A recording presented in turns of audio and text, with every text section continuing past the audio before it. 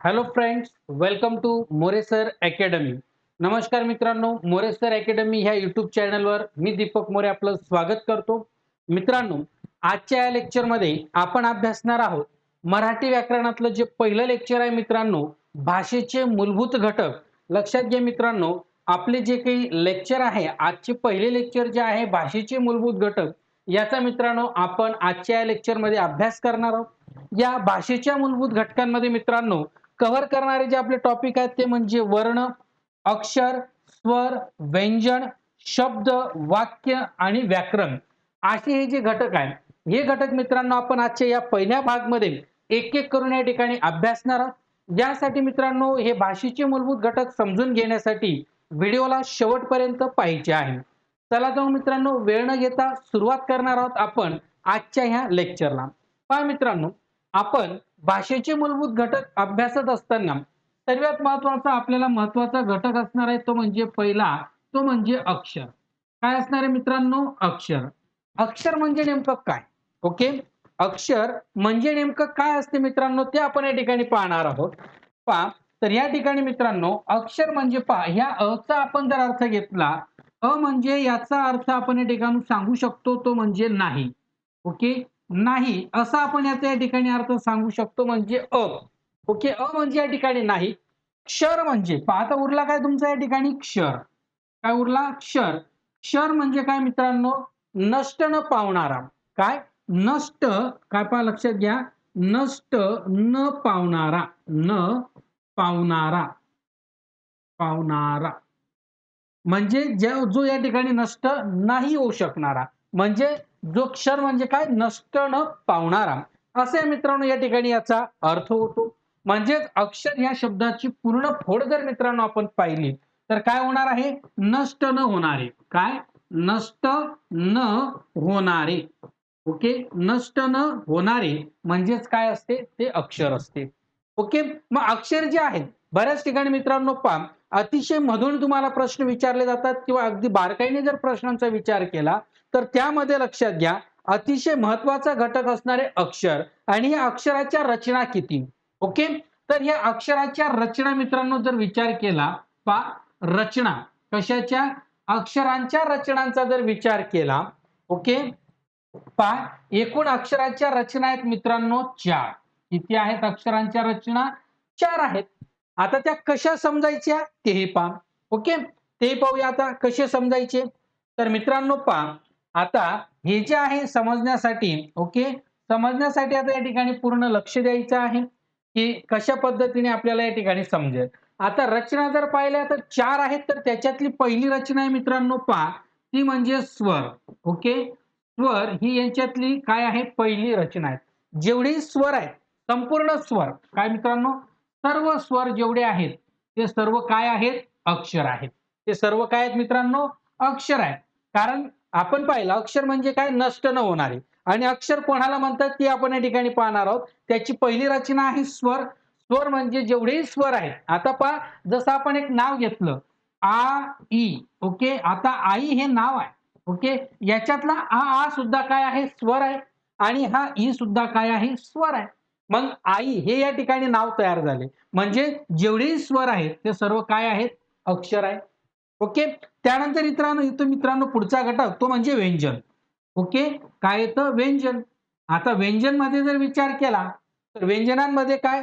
व्यंजन केव्हा तयार होतं? जेव्हा व्यंजनाला मित्रांनो स्वराची जोडी लागते. कशाची जोडी लागते? स्वराची जोड लागते. म्हणजेच काय? व्यंजन अधिक, ओके. व्यंजन अधिक जेव्हा स्वर येतो, तेव्हा मित्रांनो या ठिकाणी काय बनत असतो? व्यंजन बनत असतो. म्हणून काय? जो आपलं व्यंजन, ओके. व्यंजन अधिक स्वर हे काय मित्रांनो? हा दुसरा घटक आहे. जेवढी व्यंजन आहेत, ती सर्व व्यंजन. कोणते व्यंजन? व्यंजन अधिक स्वर जोडून आलेला जो आहे, तो व्यंजन काय आहे? अक्षर आहे. ओके. तिसरा घटक आहे मित्रांनो पहा तिसरा. तिसरा घटक कोणता आहे? तर तिसरा घटक आहे मित्रांनो त्या ठिकाणी तो म्हणजे आता स्वरादी. कोणता आहे? स्वरादी. ओके. स्वरादी कोणते आहेत? आणि आहा. ओके. आणि आहा हे काय आहेत मित्रांनो? स्वरादी आहेत. हे सुद्धा काय आहेत? हे अक्षर आहेत. काय आहेत हे सुद्धा? हे सुद्धा मित्रांनो अक्षर आहेत.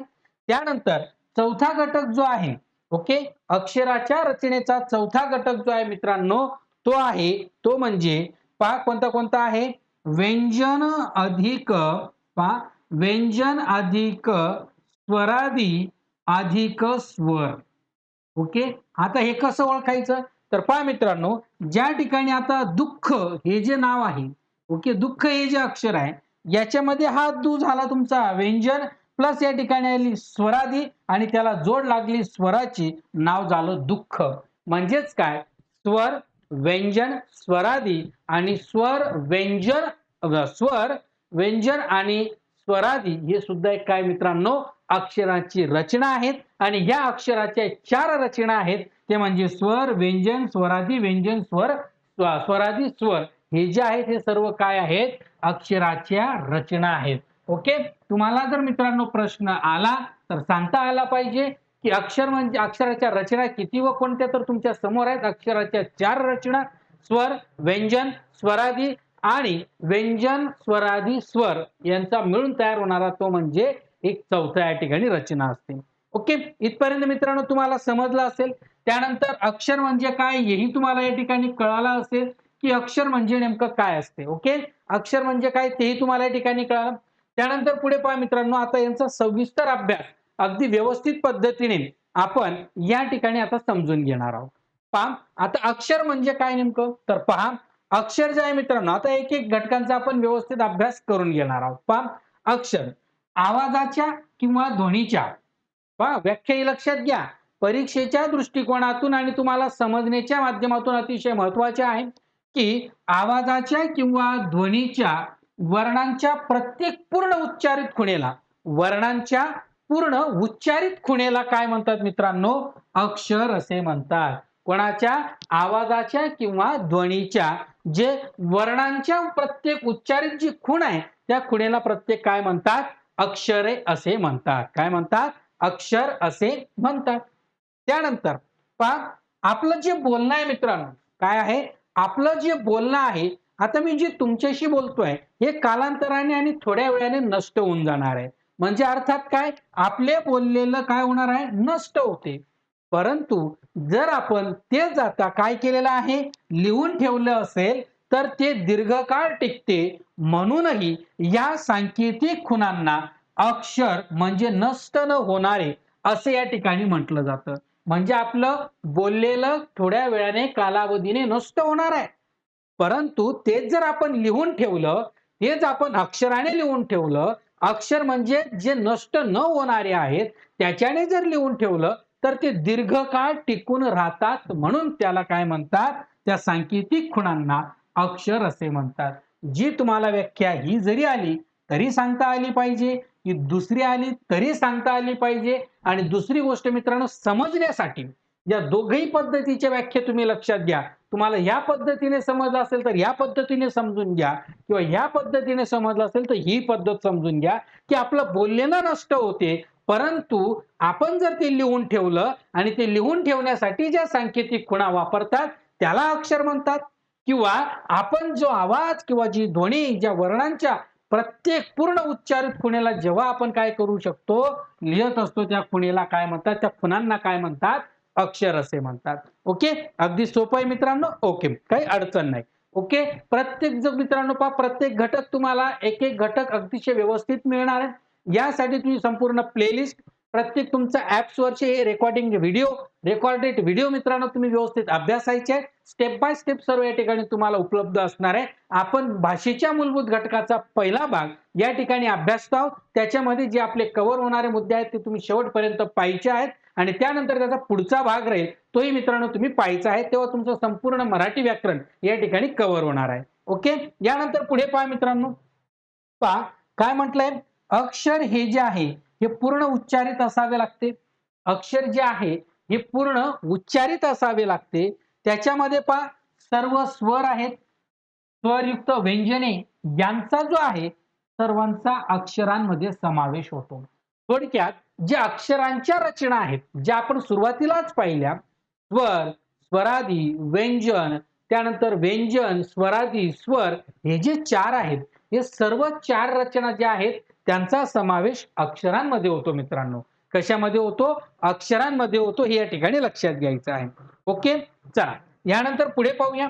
पुढे पहा मित्रांनो, अजून तुम्हाला लक्षात पहा, जे महत्वाचं आहे ते परीक्षेमध्ये प्रश्न विचार म्हणजे मग तुम्ही कुठलीही परीक्षा द्या आणि कोणत्याही तुम्ही स्टेट लेव्हलच्या परीक्षा देत असाल तर तुम्हाला हे आवर्जून येतात आणि याच्यावरचे प्रश्न असतातच. कसे तर पहा आता, अक्षरात एक किंवा अधिक ध्वनी असू शकतात. यस ट्रू, हे खरं आहे. काय खरं आहे, की अक्षरामध्ये एक किंवा त्याच्यापेक्षा अधिक ध्वनी असू शकतात. अक्षराचा पाय मोडला जात नाही. म्हणजे काय मित्रांनो पहा, आता क हे काय आहे? हे अक्षर आहे. क हे काय आहे? अक्षर आहे. अ हे सुद्धा काय आहे? अक्षर आहे. अ सुद्धा काय आहे? अक्षर आहे. पण हा जो क तयार झालेला आहे, तो कसा तयार झालेला आहे पहा. कोणती त्याची मूल ध्वनी कोणत्या? मूल ध्वनी कोणते आहेत? क अधिक अ बरोबर क. ओके. हा क आहे तो अशा पद्धतीचा आहे. ओके. म्हणून हा जो क आहे हा ओके हा काय आहे? अक्षर आहे. याला आपण अक्षर म्हणू शकतो. पण जो पाय मोडून लिहिलेला मूळध्वनी आहे, हा मात्र अक्षर नाही. म्हणजेच काय? तर अक्षर पाय मोडून लिहिलं जात नाही. लिहिले जात नाही. अक्षरमाला लिहिताना अक्षराचा पाय मोडू नये. कारण अक्षरमाला लिहिताना कारण अक्षर हे पूर्ण उच्चाराचे असते, म्हणून अक्षराचा पाय मोडला जात नाही. म्हणून अक्षर हे नेहमी काय असते? पूर्ण उच्चाराचे असते. हे या ठिकाणी लक्षात घ्या. अक्षर पाय मोडून लिहिले जात नाही. ओके. कळालं असेल तर कमेंट बॉक्समध्ये कमेंट करत चालायचे मित्रांनो, येस ऑर नो मध्ये. ओके. चला. ओके. इथपर्यंत कळालं. यानंतर आता पुढे पाहूया. ओके. पुढे पहा. अक्षरे काय म्हटलंय पहा. अक्षरे ह्या आपल्या ध्वनीच्या किंवा आवाजाच्या खुणा आहेत. अक्षर काय असते? आपण जे बोलतो, आपली जी ध्वनी आहे, आपला जो आवाज आहे, या आवाजाचा मित्रांनो त्या काय आहेत? खुणा आहेत. काय आहेत मित्रांनो? त्या आपल्या अक्षरे हे आपल्या ध्वनीच्या किंवा आवाजाच्या काय आहेत? खुणा आहेत. म्हणून अक्षरांना ध्वनी चिन्हे असेही म्हणतात. पहा बऱ्याच वेळेस परीक्षेमध्ये असतात. काय असतात? की अक्षरांना टिंब-टिंब असेही म्हणतात. तर काय म्हणतात? ध्वनी चिन्हे म्हणतात. कारण आपल्या आवाजाला किंवा आपल्या ध्वनीच्या आहेत, त्या ध्वनीच्या किंवा आवाजाच्या ज्या खुणा आहेत, त्या खुणा ज्या आहेत मित्रांनो, त्यांना आपण या ठिकाणी अक्षरांना ध्वनीच्या अक्षरांना काय म्हणत असतो? ध्वनी चिन्हे म्हणजे अक्षरांना ध्वनी चिन्हे असेही म्हणतात. ओके. त्यानंतर पुढे पाहूया. मराठी. आता मराठी हा शब्द आहे. काय शब्द आहे? मराठी. पहा काय शब्द आहे? मराठी. ओके.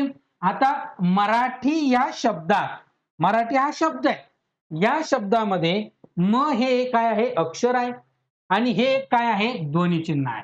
काय मित्रांनो? ध्वनिचिन्ह. बऱ्याच जणांचे कन्फ्युजन होते की ध्वनिचिन्ह कशा असतात, कशा असतात? काहीच वेगळे नसतात. आता हे मराठी नाव आहे. पहा मित्रांनो, मराठी नावामधला हा जो म आहे, ओके, हा जो म आहे, हे काय आहे? अक्षर आहे. म्हणजे हे काय आहे? ध्वनिचिन्ह आहे मित्रांनो. काय आहे ते? एक ध्वनिचिन्ह आहे.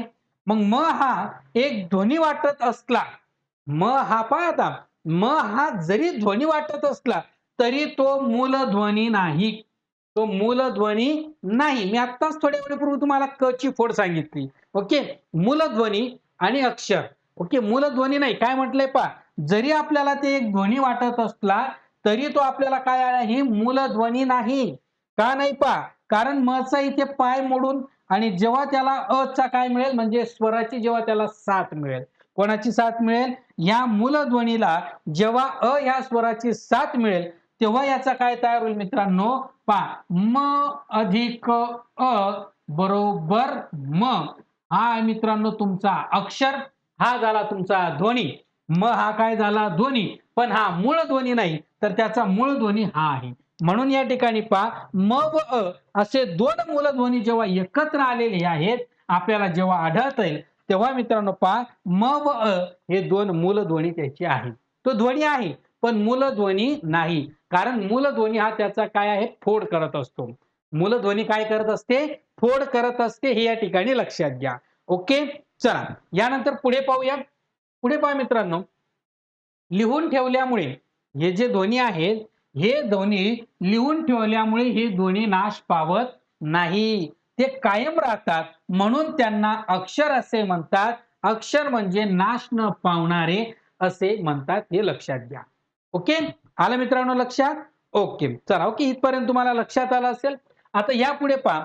ओके, आता आपण जेवढे काही पाहिलं, आता अक्षराच्या बाबतीत आपण संपूर्ण पाहिलं की अक्षर नष्ट होत नाही. ध्वनी चिन्हे कोणाला म्हणतात, ध्वनी कोणता असतो, मूलध्वनी कोणता असतो, या सर्व कन्फ्युजन, या तुमच्या सर्व डाऊट्स मित्रांनो आता कंप्लीट झाला असेल. थोडं नॉर्मल आपल्याला आता शब्द याच्यावर या ठिकाणी व्याख्या आहे. शब्दाबद्दल अधिक माहिती आपण अजून पुढे व्हिडिओमध्ये घेणार आहोत. यासाठी व्हिडिओ शेवटपर्यंत पाहायचा आहे. ओके, तर पहा मित्रांनो, शब्द ठराविक क्रमाने आलेल्या अक्षरांच्या समूहाला जेव्हा काही अर्थ प्राप्त होतो, काय म्हटलंय पहा, ठराविक क्रमाने आलेल्या अक्षरांच्या समूहाला काही अर्थ प्राप्त ज्यावेळेस होत असेल तरच त्याला या ठिकाणी शब्द असे म्हणतात. म्हणजे नुसतं आलं बुवा अक्षर आणि त्याला काही अर्थ नाही, त्याला काही मिनिंग नाही, त्याला काही अर्थच नाही, त्याच्यातून काहीच बोध होत नाही, तर मित्रांनो त्याला शब्द म्हटला जात नाही. कारण शब्द जो आहे तो केव्हा तयार होतो, जेव्हा ठराविक क्रमाने आलेले अक्षर जो आहे आणि जो अक्षरांचा समूह आहे, जेव्हा त्या समूहाला काही अर्थ प्राप्त होईल तेव्हा मित्रांनो त्याला शब्द असे या ठिकाणी म्हटलं जातं.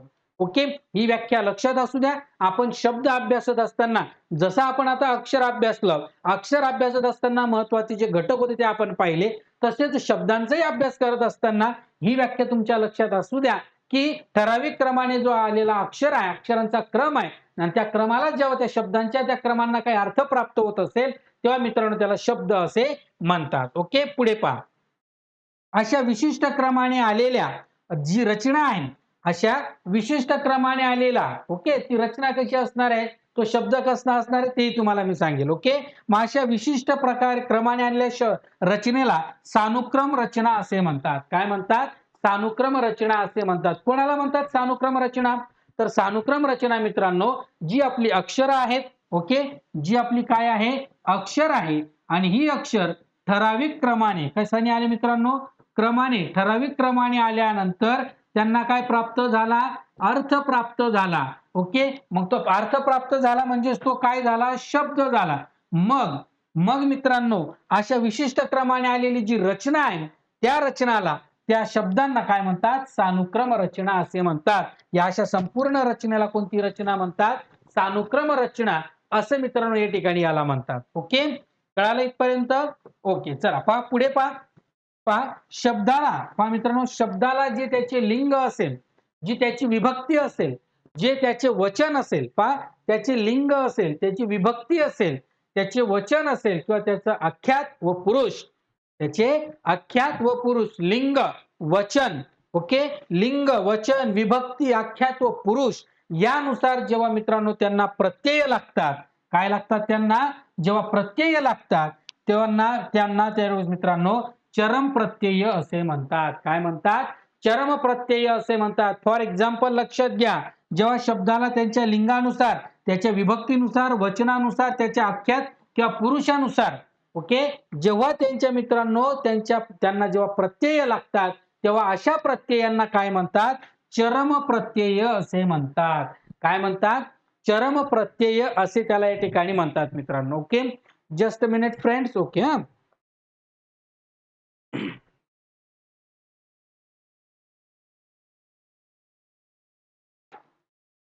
ओके, चला आता पुढे पाहूया.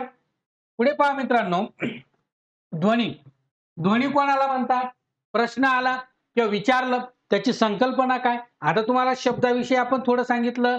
चरम प्रत्यय कोणाला म्हणतात, सानुक्रम कोणाला म्हणतात आणि अक्षर काय म्हणतात ते आपण पाहिलं. आता ध्वनी म्हणजे पहा, कोणत्याही आवाजाला ध्वनी असे म्हणतात. पहा, कोणत्याही आवाजाला ध्वनी असे म्हणतात. जांभई देतो ती सुद्धा काय ध्वनी आहे.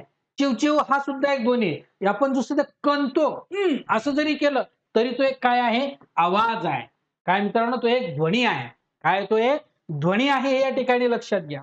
म्हणजेच काय पहा, जे काही वर्ण आहेत, पहा वर्ण कोणाला म्हणतात, तोंडावाटे बाहेर पडणाऱ्या मूलध्वनींना, तोंडावाटे बाहेर पडणारा जो मूलध्वनी आहे, तोंडावाटे बाहेर पडणारा जो मूलध्वनी आहे त्या मूलध्वनींना वर्ण किंवा स्वन असे म्हणतात. मित्रांनो, प्रत्येक कन्सेप्ट ही खूप महत्वाची आहे. प्रत्येक ओळ तुमच्यासाठी महत्वाची आहे. जर का तुम्ही आता मागच्या प्रिव्हियस पीवायक्यू क्वेश्चन पेपर्स पाहिल्या, महाराष्ट्र राज्याने ज्या प्रश्नपत्रिकेमध्ये, ज्या परीक्षेमध्ये मराठी व्याकरण विचारलेलं आहे, त्या मराठी परीक्षा तुमची कोणतीही असो, त्याच्यामध्ये तुम्हाला अशा ओळीच्या ओळी मित्रांनो या ठिकाणी भेटतील. त्यामुळे त्यामुळे मित्रांनो तुम्ही लक्षात घ्या, की प्रत्येक ओळ, प्रत्येक कन्सेप्ट तुमच्यासाठी महत्वाची आहे. हा सुद्धा प्रश्न बऱ्याच वेळा विचारला गेला आहे. तोंडावाटे बाहेर पडणाऱ्या मूलध्वनींना टिंब-टिंब असे म्हणतात. वर्ण किंवा स्वन हे दोघांपैकी कुठलं तरी एक ऑप्शन असेल. तर मग आपल्या तोंडावाटे बाहेर पडणारे जे मूलध्वनी आहेत, त्या मूलध्वनींना मित्रांनो काय म्हणतात? वर्ण किंवा स्वन असे म्हणतात. ओके. वर्ण हे ध्वनीची रूपे किंवा ध्वनीची प्रतीके असतात. वर्ण हे काय असतात? वर्ण हे मित्रांनो ध्वनीची रूपं असतात किंवा त्याची प्रतीकं असतात आणि वर्णांचे विभाजन या ठिकाणी होत नाही. वर्णांचे विभाजन त्यांना डायव्हर्ट, त्यांचं डिस्ट्रीब्युशन केलं जात नाही. कोणाचं? वर्णांचं. ओके. वर्णांना विभागलं जात नाही, त्यांना डिवाइड केलं जात नाही मित्रांनो. ओके. लक्षात घ्या. ओके. पुढे पहा. हे जे काही मूलध्वनी जे आहेत, हे मूलध्वनी हवेत काय होतात? विरतात आणि नंतर काय होतात? नाहीसे होतात. म्हणजे जे वर्ण आहेत, ही जी काही मूलध्वनी आहेत, ही काय होतात मित्रांनो? हे मूलध्वनी हवेमध्ये विरतात. हवेमध्ये विरतात आणि नाहीसे होतात. काय होतात? नाहीसे होतात. म्हणून ते नष्ट होऊ नयेत. म्हणून आपण त्यांना लिहून ठेवतो किंवा आपण ते रंगाने म्हणजेच वर्णाने काय करू शकतो? लिहून ठेवतो. म्हणून त्यांना वर्ण असे म्हणतात. काय म्हणतात? वर्ण असे म्हणतात. किंवा म्हणजेच काय, आपण त्यांना रंगाने म्हणजेच वर्णाने, त्याचं वर्ण काय आहे त्याच्या वर्णाने किंवा रंगाने आपण त्याला काय करतो? लिहून ठेवतो. म्हणून त्यांना वर्ण असे म्हणतात. कारण वर्ण हे काय होतात? हे तोंडावाटे बाहेर पडल्यानंतर हे मूलध्वनी काय होतात? नष्ट होतात. त्याला वर्ण असे म्हणतात किंवा स्वन असे म्हणतात. म्हणून हे नष्ट होऊ नये म्हणून त्यांना लिहून ठेवतात. कशाने? रंगाने किंवा त्यांच्या या ठिकाणी वर्णाने आपण त्याला लिहून ठेवतो. म्हणून त्याला वर्ण असे म्हणतात. ओके. कळालं मित्रांनो? अगदी सोपं आहे आणि एकदम व्यवस्थित आहे. ओके. चला. ओके. इथपर्यंत तुम्हाला समजलं असेल. वळूया मित्रांनो आता पुढे. पुढे पहा मित्रांनो, आपल्याला जे काही दिलेलं आहे, आता वर्ण आणि ध्वनी यांच्यातला फरक काय आहे? काय सांगितलं आपल्याला पुढे? आता वर्ण आणि जो ध्वनी आहे, लक्षात घ्या मित्रांनो, जो आपला वर्ण आणि जो ध्वनी आहे यांच्यातला फरक काय आहे ते आपल्याला पाहायचं आहे. पहा, या ठिकाणी ध्वनी पहा. ध्वनी कसा आहे? ध्वनी जिवंत असतो, ध्वनी प्रवाही असतो आणि परिवर्तनशील असतो. ध्वनी कसा आहे? ध्वनी जिवंतही असतो, तो प्रवाही असतो आणि तो परिवर्तनशीलही असतो. कोण मित्रांनो? तर तो म्हणजे ध्वनी. ओके. पुढे पहा. वर्णाच्या बाबतीत जर पाहिलं तर वर्ण हे स्थिर, बद्ध आणि काही प्रमाणात ते कसे असतात? कृत्रिम असतात. पण मित्रांनो, वर्ण जे आहेत हे स्थिर, बद्ध आणि काही प्रमाणात कृत्रिम असतात. हे या ठिकाणी लक्षात घ्या. म्हणजेच वर्णमालेत, लक्षात घ्या, म्हणजेच वर्णमालेत वापरलेले सर्वच मूळ वर्ण आहेत. वर्णमालेत वापरलेले सर्वच काय आहेत? मूळ वर्ण आहेत असे नाही, तर काही जे काही आहेत हे संयुक्त वर्ण सुद्धा आहेत. आपल्याला पाहायला मिळतात. सर्वच काय मूळ वर्ण आहेत का? तर नाही. सर्वच मूळ वर्ण नाहीत, तर काही कशा आहेत? संयुक्त वर्ण सुद्धा आहेत.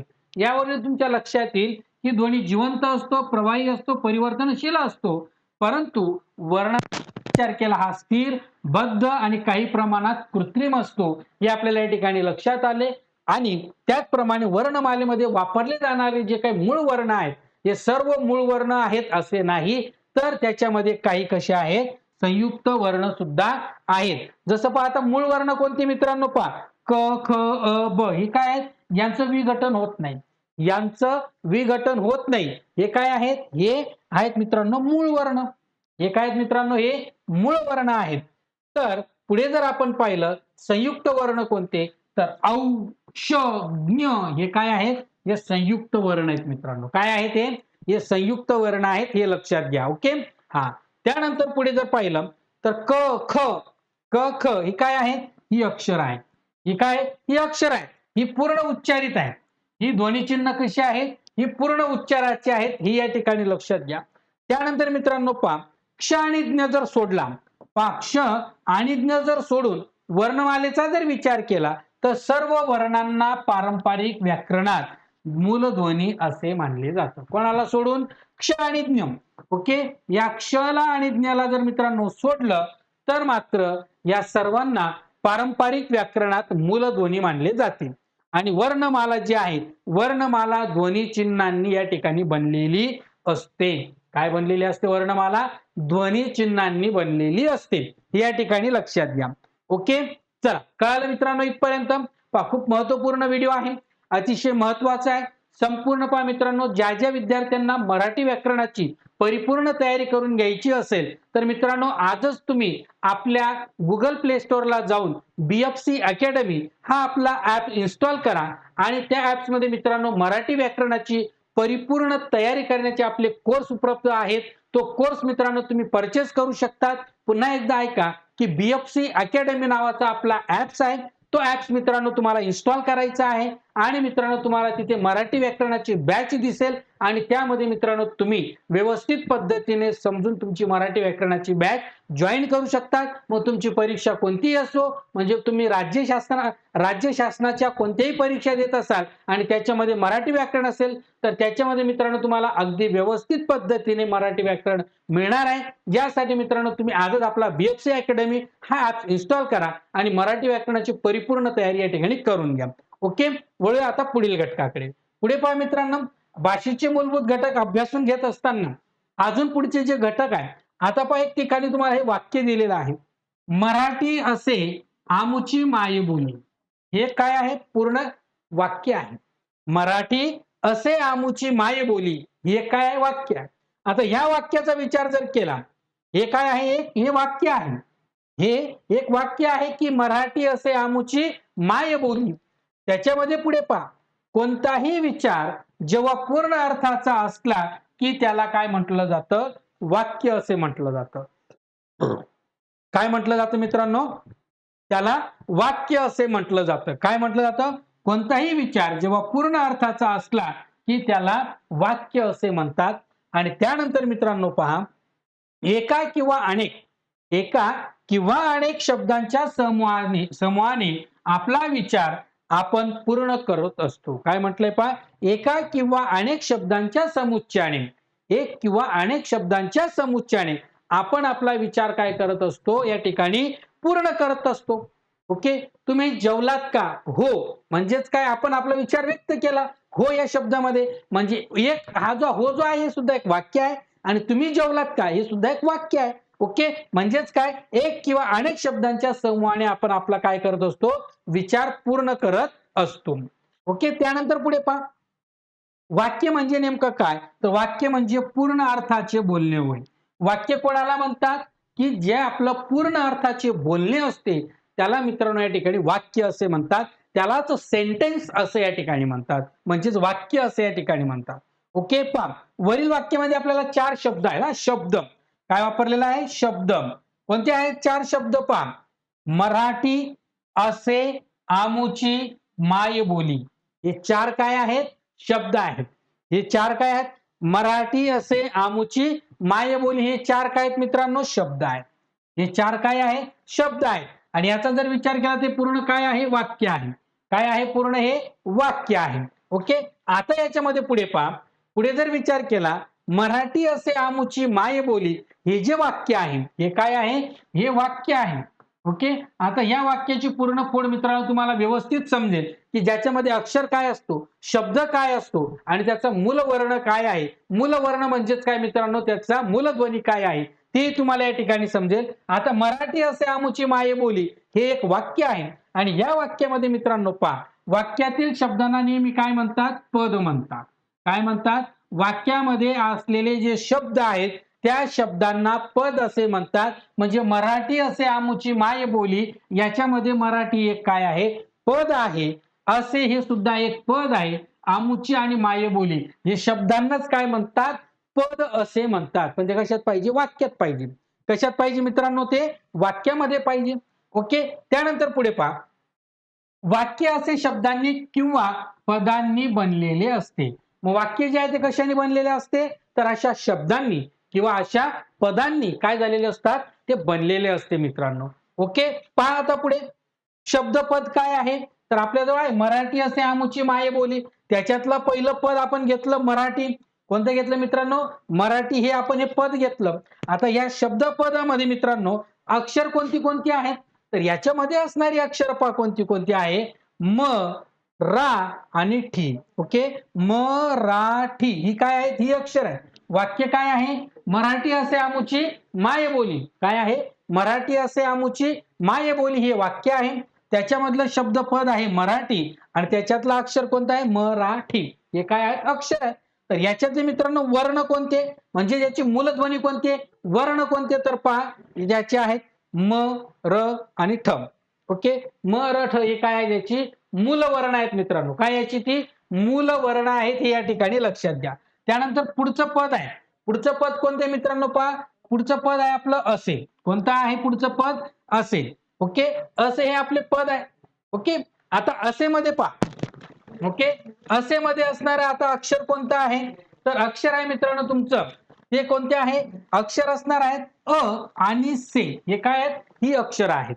जसं आपण पाहिलं की या वाक्यामध्ये मराठी असे आमुची मायबोली, याच्यामध्ये शब्दपद आहे मराठी. शब्दपद काय आहे, मराठी आहे आणि अक्षर कोणतं आहे, मराठी अक्षर आहे आणि वर्ण मराठ आहे. तर त्याच पद्धतीने पुढचं पद आहे असे. असे मधलं अक्षर आहे अ आणि हे से. त्यानंतर याचे मूळ वर्ण जे आहेत, याचे मूळ वर्ण आहे मित्रांनो अ आणि स. ओके, अ आणि स हे याचे काय आहेत, पहा याचे पाय मोडून लिहिलेले आहेत. अक्षराचे पाय मोडून लिहिलेले नसतात. म्हणजेच वर्ण जे आहेत ते मूलध्वनी असतात, त्यांचा पाय मोडून लिहिला जातो, हे लक्षात घ्या. ओके, आता तुम्ही म्हणणार अचा का नाही, कारण मित्रांनो अ हा स्वर आहे, त्याचा पाय मोडून लिहिणार नाही, कारण ते पूर्ण उच्चाराचा आहे. ओके, चला पुढे पहा. पुढे म्हटलं आता पुढचं पद कोणतं येईल, आमुची. आमुची मध्ये मित्रांनो पहा पुढचं पद आहे आमुची. आता आमुची मधले अक्षर कोणते आहेत, तर आमुची मधले अक्षर आहेत पहा आ, मु आणि ची. ही काय आहेत, आ, मु, ची ही काय आहेत, अक्षर आहेत. आणि याची वर्ण कोणती, तर याची वर्ण येणार मित्रांनो पहा अ, म, च. काय येणार आहे, अ, म, च ही याची काय येणार आहे मित्रांनो, याची वर्ण येणार आहे. ओके, हा अ असणार आहे, लक्षात घ्या आ असणार आहे. त्यानंतर पुढे मायबोली. पुढचा शब्दपद आहे मायबोली आणि मायबोली मधलं अक्षर असणारे मित्रांनो तुमचं आलं पहा मा, य, बो आणि ली ही याची काय आहेत, अक्षर आहेत. कारण अक्षराला मित्रांनो जेव्हा व्यंजन आहे, जेव्हा व्यंजनाला स्वराची जोड लागलेली असेल तेव्हा त्याला अक्षर म्हणतात. हे आपण आता चालूच या ठिकाणी पाहिलं. त्यानंतर मित्रांनो पहा काय दिलंय पुढे, याचा वर्ण कोणता असेल, म, य, ब, ल. कोणता असेल, म, य, ब, ल हे याचे काय असतील, वर्ण असतील. हे याचे आता सोप्या भाषेत समजायचं जर झाले तर हे असते मित्रांनो मूलध्वनी म्हणजेच वर्ण. हे असणारे मित्रांनो पूर्ण जो काही अक्षर जे आहे, ज्याला व्यंजन असेल तर व्यंजनाला स्वराची जोड लागलेली असेल तर ते काय असते, अक्षर असते. आणि शब्दपद काय आहे, अशा अक्षरांनी बनलेलं असते. आणि अशा अक्षरांनी बनलेला जो शब्द आहे, या शब्दांचा जो क्रम प्राप्त होतो आणि जेव्हा त्याला मित्रांनो त्याचं जेव्हा वाक्य तयार होतं, जेव्हा त्याला अर्थ प्राप्त होतो, पूर्ण अर्थाचं बोलणं जेव्हा होतं, तेव्हा त्याला काय म्हणतात, वाक्य असे म्हणतात. म्हणजे पूर्ण बोलण्याच्या याला काय म्हणतात, वाक्य असे म्हणतात. आणि हे वाक्य तयार करण्यासाठी मित्रांनो शब्द आवश्यक असतात आणि हे शब्द तयार शब्द तयार होण्यासाठी अक्षर महत्वाचे असतात आणि अक्षर तयार होण्यासाठी त्यांचे मूलध्वनी माहित असणं गरजेचे असते. आणि त्याच्या मूलध्वनीतून मित्रांनो आपल्याला या ठिकाणी हे जे काही आहेत अक्षर, शब्द आणि वाक्य हे बनत असतात. आणि हे जेव्हा बनतात तेव्हा याची या ठिकाणी मित्रांनो भाषा तयार होते. आणि ही भाषा बनल्यानंतर मग याचं व्याकरण आपल्याला या ठिकाणी अभ्यासावं लागतं. ओके, चला पाहूया आता पुढे मित्रांनो. पुढे पहा, पुढचा आपल्याला घटक दिलाय मित्रांनो तो म्हणजे आता शब्द. काय पाहणार आहोत मित्रांनो आपण आता पुढे, शब्द आपण या ठिकाणी पाहणार आहोत. ओके,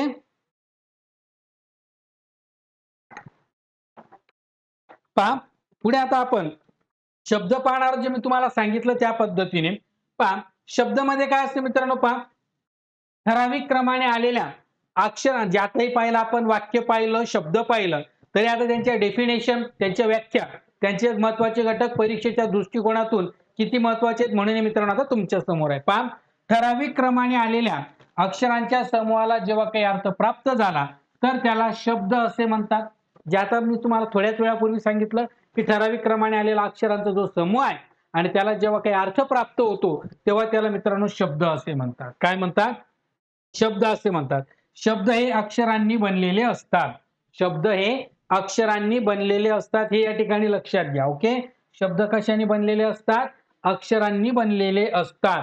त्यानंतर मित्रांनो पहा, मराठी या शब्दाचा उच्चार करताना म, रा आणि ठी या अक्षरांचा आपल्याला वापर करावा लागला. हे तीन ध्वनी आपल्या तोंडून बाहेर पडतात म्हणून आपण त्यांना काय करून ठेवलं? टिपून ठेवलं. त्यांना आपण लिहून ठेवलं. त्यांना अक्षरत्व प्राप्त झालं आणि त्यांना क्रमबद्धता असल्यामुळे त्याचा काय तयार झालं? शब्द तयार झाला. ओके. त्यामध्ये पहा, हे तीन ध्वनी कोणते आहेत? मराठी. अशा तीन खुणांनी आपण त्याला काय केलं? लिहून ठेवलं. आपण त्याला दाखवू शकतो आणि त्यांना आपण अक्षरे असे म्हणतो. काय म्हणतो त्यांना? अक्षरे असे म्हणतो. म्हणजे तुम्हाला लगेच लक्षात या ठिकाणी आलं असेल, कन्फ्युजन होण्याची गरज नाही. हे जे इथलं सविस्तर जे घेण्याचं कारण आहे मित्रांनो, कारण परीक्षेच्या दृष्टिकोनातून अतिशय महत्वाचा हा घटक आहे म्हणून तुम्ही तो लक्षात घ्यायचा आहे. ओके. चला पुढे पाहायचं मित्रांनो. पहा, शब्द हा स्वतंत्र अस्तित्व व अर्थ असणारा घटक आहे. आता जो शब्द आहे, ओके, शब्द जो आहे हा शब्द याला स्वतंत्र असं अस्तित्व आहे आणि त्याला अर्थ सुद्धा असणारा घटक आहे. म्हणजे शब्दाचा वापर जो आहे जेव्हा आपण वाक्यात केला तर त्याला या ठिकाणी पद असे म्हणतात. काय म्हणतात त्याला? पद असे म्हणतात. ओके. जसे आपण ते स्ट्रक्चर पाहिलं, जे पूर्ण समजून घेतलं त्या पद्धतीने या ठिकाणी लक्षात घ्या की जेव्हा शब्दाचा वापर वाक्यात केला तर त्याला पद असे म्हणतात. काय म्हणतात? पद असे म्हणतात. शब्दाच्या मूळ रूपाला प्रकृती तर प्रत्यय जोडून आल्यानंतर त्याला विकृती असे म्हणतात. शब्दाचं जे मूळ रूप आहे, ओके, शब्दाचं जे मूळ रूप आहे त्याला प्रकृती असे म्हणतात आणि जर मित्रांनो त्याला प्रत्यय लागला, त्या मूळ शब्दाला जर प्रत्यय लावला तर मात्र त्याला काय म्हणतात? विकृती असे या ठिकाणी म्हणतात. काय म्हणतात? विकृती असे त्याला या ठिकाणी म्हणतात. ओके. पाहूया पुढे, शब्दाची लक्षणं काय असतात? ओके. तर शब्दांची लक्षणं लक्षात घ्या मित्रांनो, की शब्द ध्वनी किंवा ध्वनीचा एक समूह असतो. काय आहे? शब्द आहे काय आहे? शब्द हा एक ध्वनी किंवा ध्वनींचा एक काय असतो? समूह असतो. त्याचप्रमाणे शब्दाला संकेताने किंवा रूढीने एखादा जेव्हा अर्थ प्राप्त होणे गरजेचे असते. काय सांगतो मित्रांनो? पहा, शब्दाला संकेताने किंवा त्याच्या रूढीने त्याला एखादा काय प्राप्त झाला पाहिजे? अर्थ प्राप्त होणे गरजेचे असते, तरच तो त्या ठिकाणी शब्द असतो, नाहीतर तो शब्द नसतो. ओके. जसं की पहा, आपण या ठिकाणी सांगू शकतो, पहा, त्याचा स्वतंत्रपणे वापर करता आला पाहिजे. उदाहरणार्थ पहा, आपल्या इथे दिलाय तंगप. तंगप.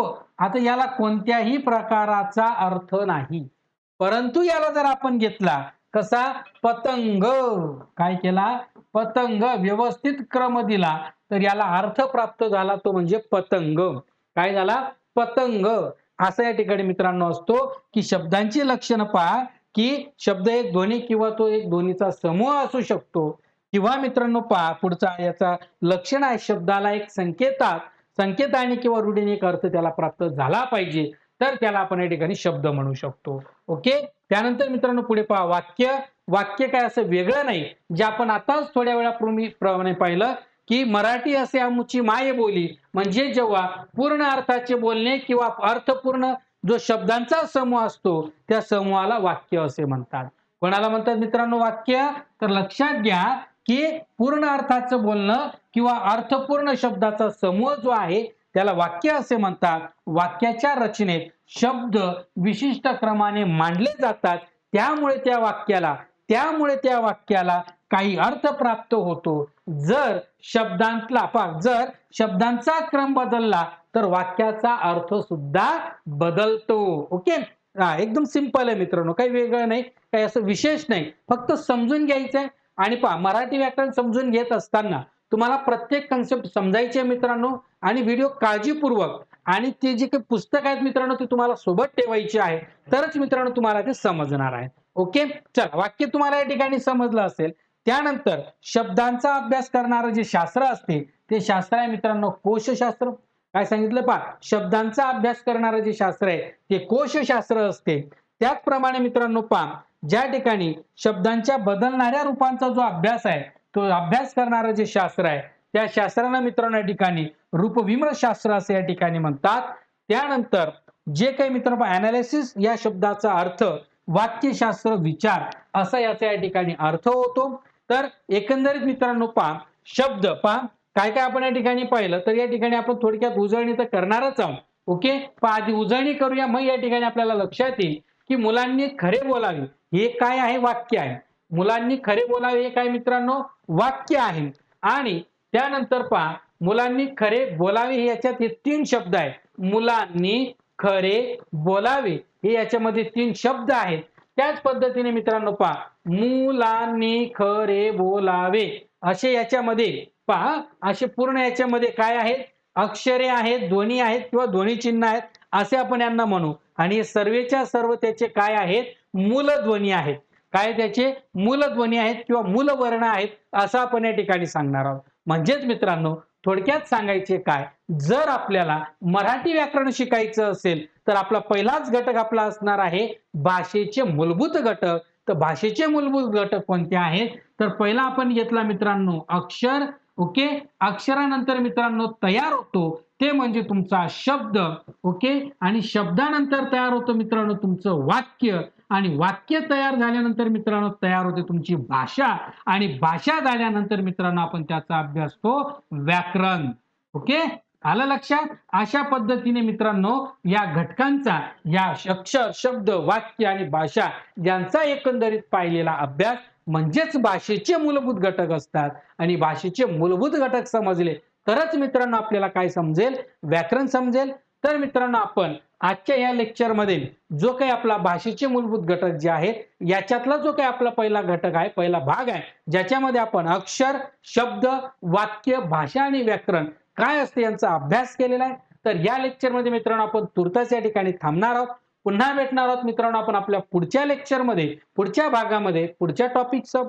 तर मित्रांनो पहा जर का तुम्हाला मराठी व्याकरणाची परिपूर्ण तयारी करायची असेल तर मित्रांनो आजच तुम्ही BFC अकॅडमी हा आपला ऍप गुगल प्ले स्टोअर मधून इन्स्टॉल करा. त्याच्यामध्ये तुमची प्राथमिक स्वरूपाची माहिती भरा आणि मित्रांनो मराठी व्याकरणाची जी आपली बॅच आहे आणि इतर विषयांची जी बॅच आहे ती तुम्ही या ठिकाणी घेऊन तुमचा संपूर्ण मराठी व्याकरणाचा अभ्यास करू शकता. तर मित्रांनो तुर्तास थांबूया. पुन्हा भेटूया आपल्या पुढच्या लेक्चरमध्ये पुढच्या भागामध्ये. Thank you for watching this video friend. See you again and bye bye friends.